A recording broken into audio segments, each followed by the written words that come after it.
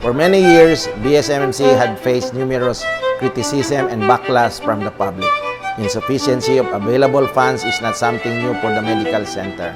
Still, VSMMC continues to embrace its mandate and deliver healthcare services to the best of its capacity and available resources.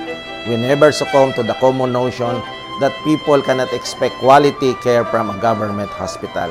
Determined to make a 360-degree transformation, we did all we can to make things happen, even if it meant taking tough decisions and unpopular strategies, taking into consideration that everything should redound to the benefit of the patients. As an APICS or end referral facility, we undertook the improvement of our emergency room, thereby ensuring that the facility shall be responsive to the required care and service.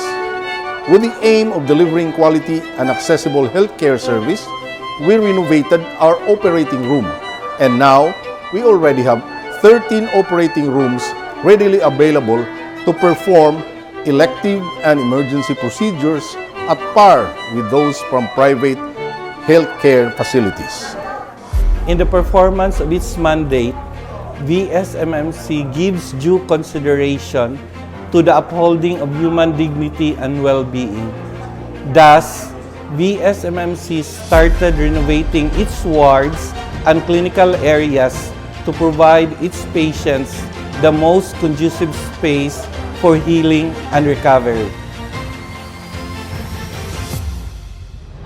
The improvement of hospital services has created impact on VSMMC's administrative side, as evident with the continuous hiring of professionals in line with the grant of additional Pantilla items to augment the existing manpower of this medical center, which corresponds, of course, to the increasing number of patients and services rendered. Transformation of VSMMC also led to the increased appropriations allocated to VSMMC, which is the major factor in ensuring better health outcomes, responsive healthcare systems, and financial risk protection.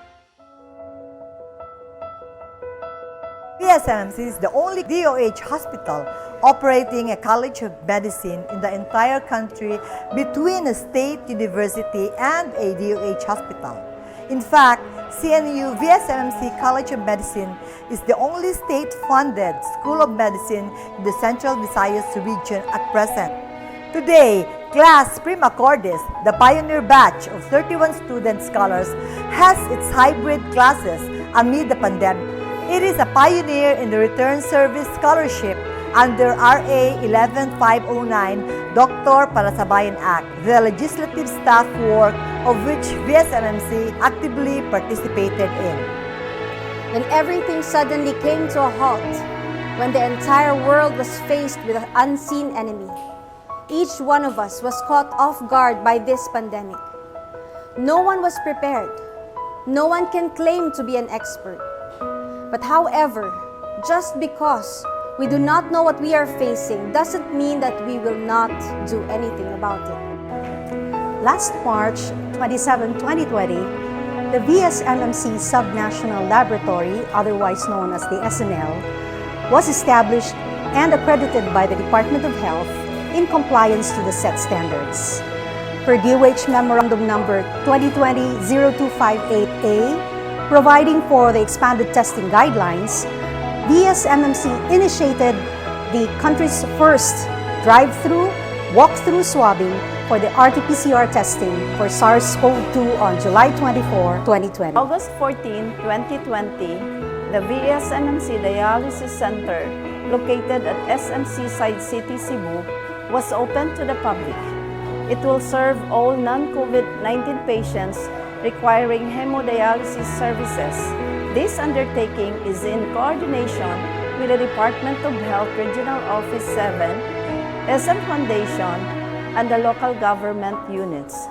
VSMMC gladly accepts the role of being the main operator of the facility, believing that this will help decongest the medical center's VSMMC Renal Center and at the same time prevent the possibility of nosocomial infection among renal patients who are vulnerable from infection.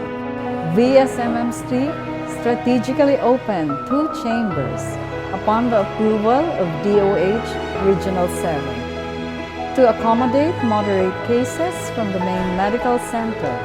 The IEC is part of the management pipeline for expanding COVID-19 services. The 2 chambers are managed by VSMMC, Department of Family Medicine, and our healthcare workers.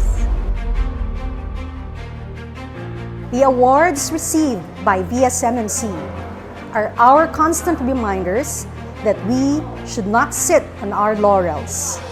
It is with our motivation to work even harder, always strive for quality and excellence, and always remember that these national and international recognitions should always translate to patient care. Journey towards this transformation was never easy. We acknowledge the fact that as we go on, we still have to traverse difficult paths in attaining our goals. But I am confident that we will always sail through everything together, like we always do.